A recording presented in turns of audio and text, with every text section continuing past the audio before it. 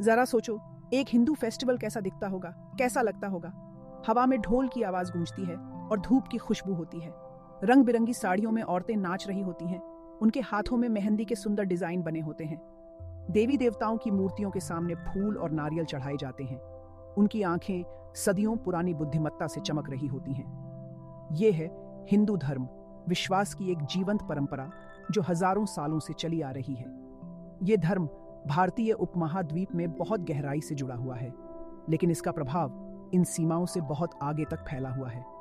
आज हिंदू धर्म दुनिया का तीसरा सबसे बड़ा धर्म है, जिसके दुनिया भर में 1 अरब से ज्यादा फॉलोअर्स हैं। इसकी फिलॉसफीज इतनी गहरी हैं, इसकी मिथोलॉजी इतनी समृद्ध है और इसके रिचुअल्स इतने विविध हैं कि लोग आज भी इससे जुड़े हुए हैं। हालांकि तेजी से बदलती इस दुनिया में हर पुरानी परंपरा की तरह हिंदुइज्म को भी आज के समय में कई थ्रेट का सामना करना पड़ रहा है। सामाजिक असमानताओं से लेकर पॉलिटिकल मैनिपुलेशन तक, पर्यावरण के बिगड़ते हालात से लेकर ग्लोबलाइजेशन के प्रभाव तक, ये धर्म कई जटिल मुद्दों से जूझ रहा है। इन थ्रेट्स को समझना बहुत जरूरी है। ये एक्सप्लोरेशन आज के हिंदू धर्म के मूल में जाता है और आज की दुनिया की कॉम्प्लेक्सिटीज में इसके स्ट्रगल्स और ट्रायम्फ्स को एग्जामिन करता है। इस वीडियो में हम ऐसे 10 थ्रेट पर गौर करेंगे जो कि मेरा मानना है कि हिंदू धर्म को नष्ट करने के कगार पर ले जा रहे हैं। ये वीडियो कुछ लोगों के अनकंफर्टेबल हो सकती है, लेकिन अब बोलना जरूरी है, क्योंकि आज हिंदू धर्म कुछ सो कॉल्ड या कुछ प्स्यूडो हिंदुओं द्वारा पतन की ओर धकेला जा रहा है। हिंदू धर्म को ना ही मुस्लिमों से, ना ही क्रिश्चियंस से और न ही किसी और धर्म से, बल्कि खुद आज के कुछ हिंदुओं से खतरा है। पहला threat, caste system. Hindu religion के बीच में है धर्म का कॉन्सेप्ट, एक ऐसा शब्द जिसका मतलब है कर्तव्य, एथिक्स और सही तरीके से जीना। धर्म सभी लिविंग बीइंग के आपस में जुड़े होने और सोशल हार्मनी के महत्व पर जोर देता है, लेकिन हकीकत में अक्सर ऐसा देखने को नहीं मिलता। कास्ट सिस्टम, जो हिस्टोरिकली हिंदू धर्म से जुड़ी हुई है, समाज को जन्म के आधार पर कठोर हायरार्कीज में बांटती है। हालांकि इसे इलीगल घोषित कर दिया गया है, लेकिन इसका असर आज भी लाखों लोगों पर पड़ता है, खासकर लोअर कास्ट्स के लोगों पर, जिन्हें भेदभाव का सामना करना पड़ता है और उन्हें शिक्षा, नौकरी और यहाँ तक कि बुनियादी मानवाधिकार भी नहीं मिल पाते। दलितों की दुर्दशा, जिन्हें पहले अछूत कहा जाता था, हिंदू समाज में गहरी जमी असमानताओं की एक कटु याद दिलाती है। कॉन्स्टिट्यूशनल प्रोटेक्शन और अफर्मेटिव एक्शन पॉलिसीज के बावजूद दलितों को सामाजिक बहिष्कार, आर्थिक मार्जिनलाइजेशन और यहाँ तक कि हिंसा का सामना करना पड़ता है। भगवद गीता भी यह जोर देती है कि किसी की कास्ट गुण और कर्म के द्वारा निर्धारित होती है, न कि जन्म से। कृष्ण अध्याय 4 श्लोक 13 में कहते हैं, चातुर्वर्ण्यम मया सृष्टम गुण कर्म विभागशः तस्य कर्तारम पिमा विद्य कर्तारम व्ययम। यह श्लोक कास्ट सिस्टम के मूल उद्देश्य को रेखांकित करता है कि इसे गुण और कर्म पर आधारित होना चाहिए, जन्म पर नहीं। यह इक्वालिटी को बढ़ावा देता है और इस विचार को प्रस्तुत करता है कि किसी का सामाजिक स्थान इनहेरिटेड कास्ट द्वारा नहीं, बल्कि स्पिरिचुअल मेरिट और एक्शंस द्वारा परिभाषित होना चाहिए। सितंबर 2020 में यूपी के हाथरस में एक 19 ईयर ओल्ड दलित वुमन को 4 अपर कास्ट मैन द्वारा गैंग रेप कर दिया जाता है। क्या यह हिंदू धर्म की रक्षा करेंगे? सोचने की बात है। दूसरा थ्रेट है जेंडर इनइक्वालिटी। जेंडर इनइक्वालिटी या लैंगिक असमानता हिंदू धर्म के भीतर एक और महत्वपूर्ण चुनौती है। हालांकि हिंदू स्क्रिप्चर्स में कई देवी देवताओं का सम्मान किया जाता है और नारी शक्ति का जश्न मनाया जाता है, लेकिन व्यवहार में महिलाओं को अक्सर पैट्रियार्कल नॉर्म्स और लिमिटेड स्वतंत्रता का सामना करना पड़ता है। मंदिरों में प्रवेश पर प्रतिबंध से लेकर भेदभावपूर्ण इनहेरिटेंस लॉज तक, महिलाओं को धार्मिक और सामाजिक जीवन में पूरी तरह से भागीदारी करने में अक्सर बाधाओं का सामना करना पड़ता है। दहेज से संबंधित हिंसा और धार्मिक अथॉरिटी के पदों पर महिलाओं का कम प्रतिनिधित्व धर्म के भीतर जेंडर इनइक्वालिटी को और उजागर करता है। मानुस्मृति के चैप्टर 3 वर्स 56 का यह श्लोक देखिए दोस्तों, यत्र नार्यस्तु पूज्यन्ते रमन्ते तत्र देवता, यत्रैतास्तु न पूज्यन्ते सर्वास्तत्राफला क्रिया। इसका मतलब है, जहां नारी का सम्मान होता है वहां दिव्यता खिलती है, और जहां उनका अनादर होता है वहां सभी कार्य निष्फल रहते हैं। हिंदू धर्म न केवल महिलाओं के राइट्स एंड प्रोटेक्शन की बात करता है, वह थर्ड जेंडर को भी उससे नज़र से देखता है, जैसे किसी पुरुष या महिला को। लेकिन आज हमारे समाज में कुछ सो कॉल्ड हिंदू है जो कहते हैं कि यह LGBTQ सेम सेक्स मैरिज हमारी संस्कृति के खिलाफ है। एग्जाम्पल के लिए देखिए, महाभारत में शिखंडी, जो शिखंडिनी के रूप में जन्मे थे, स्त्री से पुरुष में परिवर्तित होते हैं और भीष्म की हार में महत्वपूर्ण भूमिका निभाते हैं। भागवत पुराण में राजा भगीरथ की कहानी है, जिनका जन्म दो महिलाओं के मिलन से हुआ था, जिन्होंने भगवान शिव से संतान के लिए प्रार्थना की थी। हिंदू पौराणिक कथाओं में विष्णु मोहिनी के रूप में अरावण से विवाह करते हैं, जो समान लिंग संबंध की कथा है। पुराणों में इला की कहानी है, जो एक राजा थे और शाप से स्त्री बन गए। उन्होंने बुद्ध से विवाह किया और एक पुत्र को जन्म दिया। कामसूत्रा, जो कि human sexual behaviour and relationships पर आधारित है, इसमें various sexual expression and relationships के बारे में ज्ञान है। उनमें से कुछ को सेम सेक्स रिलेशनशिप्स के रूप में देखा जा सकता है। तीसरा थ्रेट है स्पिरिचुअलिटी की जगह रिचुअलिज्म पे जोर देना। रिचुअल्स और सेरेमनीज पर जोर देना युवा पीढ़ी को धर्म से दूर धकेल सकता है, जो गहरे स्पिरिचुअल एंगेजमेंट की तलाश में होते हैं। हिंदुइज्म अपनी आध्यात्मिक गहराई और दार्शनिक पर्सपेक्टिव के लिए प्रसिद्ध रिचुअल्स से परे गहन शिक्षाएं प्रदान करता है। उपनिषद और गीता उदाहरण के लिए हिंदुइज्म के आंतरिक सार पर जोर देते हैं, जो सेल्फ रियलाइजेशन और स्पिरिचुअल ग्रोथ पर केंद्रित है। आध्यात्मिक ज्ञान के इस सार को फिर से खोजने से हिंदुइज्म अपनी रेलेवेंस एंड स्पिरिचुअल गहराई को पुनः प्राप्त कर सकता है और मॉडर्न फॉलोअर्स को मीनिंगफुल स्पिरिचुअल एक्सपीरियंसेस की तलाश में आकर्षित कर सकता है। उपनिषद मुंडका उपनिषद का यह श्लोक सुनिए। प्लवा हियते अदृढ़ा यज्ञ रूपा अष्टादशोक्तम वरम येषु कर्म एतच्छ्रेयो येभिनंदन्ति मूढ़ा जरा मृत्युते पुनरेवापीयन्ति अविद्यायामन्तरे वर्तमाना स्वयं धीराः पंडितम मन्यमाना दंद्रम्यमाणाः पर्यन्ति मूढ़ा अंधेनैव नियमाना यथांधा। मुंडका उपनिषद अध्याय 1 खंड 2 छंद 7-8 के ये छंद इस विश्वास की आलोचना करते हैं कि मात्र रिचुअलिस्टिक प्रैक्टिसेस यानी कर्मकांड अंतिम आध्यात्मिक लक्ष्य तक ले जाते हैं। उपनिषद इन अनुष्ठानों की तुलना उन अस्थिर नावों से करता है जो किसी को सच्चे ज्ञान और मुक्ति के तट तक नहीं ले जा सकती। इसमें कहा गया है कि जो लोग इन अनुष्ठानों को सर्वोच्च अच्छा मानते हैं वे अज्ञानी हैं और बुढ़ापे और मृत्यु संसार के चक्र में चलते रहते हैं। दूसरा श्लोक इस बात पर जोर देता है कि जो लोग यह सोचकर अज्ञान में रहते हैं कि वे बुद्धिमान हैं, वे अंधों का नेतृत्व करने वाले अंधों की तरह हैं, जो आध्यात्मिक ज्ञान का सच्चा मार्ग खोजने में असमर्थ हैं। और आज हम क्या देखते हैं, कैसे दिल्ली में बुरारी कांड, जहां कैसे 11 लोगों का परिवार एक साथ अंधविश्वास के कारण अपनी जान दे देते हैं। आंध्र में 2 वेल एजुकेटेड डॉक्टर्स अपनी खुद की डॉटर्स का मर्डर कर देते हैं। और तो और आज कैसे इंटरनेट एंड यूट्यूब पर एस्ट्रोलॉजी के नाम पर लोगों को बेवकूफ बनाया जा रहा है। फोर्थ थ्रेट, हिंदुइज्म का कमर्शियलाइजेशन। रिलीजियस प्रैक्टिसेस का कमर्शियलाइजेशन हिंदुइज्म के आध्यात्मिक सार को कमजोर कर सकता है और पवित्र परंपराओं को बिजनेस अपॉर्चुनिटीज में बदल सकता है। दिवाली और होली जैसे त्योहार, जो बुराई पर अच्छाई की विजय और वसंत के आगमन का उत्सव मनाते हैं, तेजी से कमर्शियलाइज्ड हो रहे हैं। यह प्रवृत्ति इन पवित्र रिचुअल्स को गहन आध्यात्मिक अनुभवों के बजाय सुपरफिशियल डेमोन्स्ट्रेशंस में बदल सकती है। इन प्रथाओं की पवित्रता को बनाए रखना महत्वपूर्ण है, ताकि हिंदुइज्म की ऑथेंटिसिटी एंड स्पिरिचुअल इंटेग्रिटी बनी रहे और ये परंपराएं भक्ति और आध्यात्मिक विकास को प्रेरित करती रहें। गीता का यह श्लोक इसी बात को दर्शाता है। यामिमा पुष्पिता वाचम प्रवदन्त्य विपश्चिता वेदवादरता पार्थ नान्यदस्तीति वादिनः कामात्मान स्वर्गपरा जन्म कर्म फल प्रदाम क्रिया विशेष बहुलाम भोगैश्वर्य गतिं प्रति भोगैश्वर्य प्रसक्ताना तयापहृत चेतसाम व्यवसायात्मिका बुद्धि समाधो न विधीयते।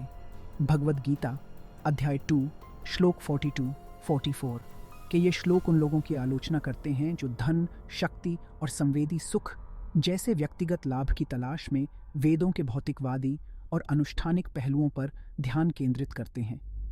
ऐसे व्यक्तियों को सीमित ज्ञान रखने वाला और भौतिक ऐश्वर्य और इंद्रिय संतुष्टि की अपनी इच्छाओं से गुमराह होने वाला बताया गया है। भौतिक लाभों के प्रति यह लगाव उनके मन को सच्चे आध्यात्मिक ज्ञान और अनुभूति से भटका देता है। छंदों का अर्थ है कि वास्तविक आध्यात्मिक विकास और समझ के बजाय भौतिक पुरस्कारों और अनुष्ठानों पर ध्यान केंद्रित करके धर्म का व्यवसायीकरण करना गलत है और इससे सच्चा ज्ञान या मुक्ति नहीं मिलती है। फिफ्थ थ्रेट है स्क्रिप्चर्स की रियल हिडन वैल्यूज को निग्लेक्ट करना। हिंदुइज्म के पास विशाल और गहन शास्त्रों और फिलोसॉफिकल टेक्स्ट्स का संग्रह है, जो अस्तित्व, मोरालिटी एंड स्पिरिचुअलिटी की प्रकृति पर गहरे इंसाइट प्रदान करते हैं। वेद, जो सबसे पुराने शास्त्र हैं, मंत्रास एंड रिचुअल्स के भंडार हैं। उपनिषद रियलिटी और आत्मा की प्रकृति का इन्वेस्टिगेशन करते हैं, गीता एक फिलोसॉफिकल डायलॉग कर्तव्य और मुक्ति के मार्ग पर चर्चा करता है। हालांकि यह एक बढ़ती चिंता है कि कई फॉलोअर्स को इन ग्रंथों की सतही समझ है। इन फंडामेंटल टेक्स्ट्स को पुनः एक्सप्लोरेशन एंड स्टडी को बढ़ावा देना समझ को गहरा कर सकता है और हिंदुइज्म की बौद्धिक नींव को मजबूत कर सकता है। अंधम तमः प्रविशन्ति ये अविद्यामुपास्ते तथो भूय एवते तमो यौ विद्यायां रता। ईशा उपनिषद श्लोक 9 का यह श्लोक सतही अनुष्ठानिक प्रथाओं अविद्या और सच्चे आध्यात्मिक ज्ञान विद्या के बीच अंतर पर प्रकाश डालता है। श्लोक बताता है कि जो लोग केवल रिचुअलिस्टिक प्रैक्टिसेस में संलग्न होते हैं वे अंधकार में प्रवेश करते हैं, जो सच्ची आध्यात्मिक प्रगति की कमी को दर्शाता है। सिक्स्थ थ्रेट है मॉडर्न सोसाइटी के साथ रिफॉर्म की ओर रिजेक्शन दिखाना। हिंदुइज्म ने अपने इतिहास में महत्वपूर्ण सोशल रिफॉर्म देखे हैं जो जाति भेदभाव और जेंडर इक्वालिटी जैसे मुद्दों को संबोधित करते हैं। 19वीं सदी के सोशल रिफॉर्मर राजा राम मोहन रॉय ने सती प्रथा के उन्मूलन और महिलाओं के अधिकारों को बढ़ावा देने का समर्थन किया। भारत के स्वतंत्रता संग्राम के एक महत्वपूर्ण व्यक्ति महात्मा गांधी ने अहिंसा और सामाजिक समानता का समर्थन किया। हालांकि हिंदू समुदायों के रूढ़िवादी तत्वों से आवश्यक सुधारों के लिए अभी भी प्रतिरोध बना हुआ है। यह प्रतिरोध हिंदू समाज की यूनिटी एंड प्रोग्रेस को बाधित करता है और सभी के लिए सोशल जस्टिस और इक्वालिटी की प्राप्ति को रोकता है। इन सुधारों को अपनाना सोशल हार्मनी एंड प्रोग्रेस को बढ़ावा देने के लिए आवश्यक है। Bhagavad Gita chapter 4 verse 7 and 8 यदा यदा हि धर्मस्य ग्लानिर्भवति भारत अभ्युत्थानमधर्मस्य तदात्मानं सृजाम्यहम् परित्राणाय साधूनां विनाशाय च दुष्कृताम् धर्म संस्थापनार्थाय संभवामि युगे युगे। The idea of reestablishing dharma इस धारणा का समर्थन करता है कि सोसाइटल वैल्यूज एंड प्रैक्टिसेस को संतुलन और सद्भाव बनाए रखने के लिए बदलती परिस्थितियों के अनुकूल होना चाहिए। इसका अर्थ यह लगाया जा सकता है कि रिलीजियस प्रैक्टिसेस, सोशल नॉर्म्स और नैतिक मानकों को धार्मिकता और न्याय के मूल सिद्धांतों को बनाए रखने के लिए आधुनिक समाज के साथ विकसित होना चाहिए। सेवेंथ थ्रेट है social media and fake religious show off. Social media पर धार्मिक भक्ति के सतही प्रदर्शन का उदय हिंदू स्पिरिचुअल प्रैक्टिसेस की ऑथेंटिसिटी को कमजोर कर सकता है। कई लोग पर्सनल बेनिफिट्स या सामाजिक स्थिति के लिए रिलीजियस प्रैक्टिसेस और रिचुअल्स में शामिल होते हैं, न कि सच्चे आध्यात्मिक विकास के लिए। ऑथेंटिक स्पिरिचुअल प्रैक्टिसेस को प्रोत्साहित करना, जैसे कि ध्यान, योग और तीर्थ यात्रा, हिंदू आध्यात्मिकता के साथ एक गहरा संबंध बना सकता है जो व्यक्तिगत विकास और सोशल यूनिटी को बढ़ावा देता है। तीर्थ स्थल जैसे वाराणसी, जो दुनिया के सबसे पुराने निरंतर बसे हुए शहरों में से एक है, लाखों विजिटर्स को आध्यात्मिक शुद्धिकरण की तलाश में आकर्षित करता है। 8th थ्रेट है बड़ी कंपनीज एंड इंडस्ट्रीज द्वारा एनवायरनमेंट का एक्सप्लॉयटेशन। हिंदुइज्म में प्रकृति की सुरक्षा और श्रद्धा पर महत्वपूर्ण जोर दिया गया है, जिसमें कई natural resources and ecosystem sacred माने जाते हैं। उदाहरण के लिए गंगा रिवर को पवित्र माना जाता है और ये हिंदू स्पिरिचुअलिटी का केंद्र है। हालांकि अनचेक्ड इंडस्ट्रियल एक्टिविटीज और बड़े बिजनेस हाउसेस की गतिविधियों के कारण एनवायरमेंटल डिग्रेडेशन हो रही है, जो इन सेक्रेड नेचुरल रिसोर्सेज को खतरे में डाल रही है। इन रिसोर्सेज की सुरक्षा आवश्यक है, न केवल एनवायरमेंटल सस्टेनेबिलिटी के लिए, बल्कि हिंदू एनवायरमेंटल वैल्यूज का सम्मान करने और सस्टेनेबल डेवलपमेंट को प्रोत्साहित करने के लिए भी। अथर्व वेद हिम 12 माता भूमि पुत्रोहम पृथिव्या, यहाँ धरती को माँ का स्थान देकर एनवायरनमेंट की इंपॉर्टेंस को दर्शाया गया है। 9th थ्रेट है हिंदू धर्म में एक्सट्रीमिज्म का बढ़ना। हाल के वर्षों में हिंदुइज्म के भीतर एक्सट्रीमिज्म में चिंताजनक वृद्धि हुई है, जिससे माइनॉरिटीज के खिलाफ वायलेंस और समुदाय के भीतर असहमति को दबाया जा रहा है। यह एक्सट्रीमिज्म हिंदुइज्म की मूल शिक्षाओं के खिलाफ है, जो सभी प्राणियों के प्रति करुणा, टॉलरेंस और सम्मान पर जोर देती हैं। इंटरफेथ डायलॉग्स और इनिशिएटिव्स आपसी समझ और सम्मान को बढ़ावा देते हैं। हिंदुइज्म के भीतर इंक्लूसिव और कंपैशनेट कम्युनिटीज को बढ़ावा देना समाज के सभी सदस्यों के बीच शांति, समझ और आपसी सम्मान को प्रोत्साहित करने के लिए महत्वपूर्ण है। भगवद गीता चैप्टर 6 वर्स 29 सर्वभूतस्थमात्मानं सर्वभूतानि छात्मणि ईक्षते योगयुक्तात्मा सर्वत्र समदर्शनः। जो स्वयं के साथ एकता में है, वह स्वयं को सभी प्राणियों में विद्यमान देखता है और सभी प्राणियों को स्वयं में विद्यमान देखता है। ऐसा योगी सर्वत्र एक ही देखता है। Bhagavad Gita chapter 16 verse 2। अहिंसा सत्यमक्रोधस्त्यागः शांतिर्पैशुनम दया भूतेष्वलो लुप्त्वम मार्दवम ह्रीरचापलम। इसमें भगवान कृष्ण ने महान चरित्र वालों के दिव्य गुणों की गणना की है। अहिंसा के महत्व पर जोर देते हुए भगवद गीता व्यक्तियों को सभी जीवन रूपों के लिए compassion, empathy and respect for all life forms पैदा करने के लिए प्रोत्साहित करती है।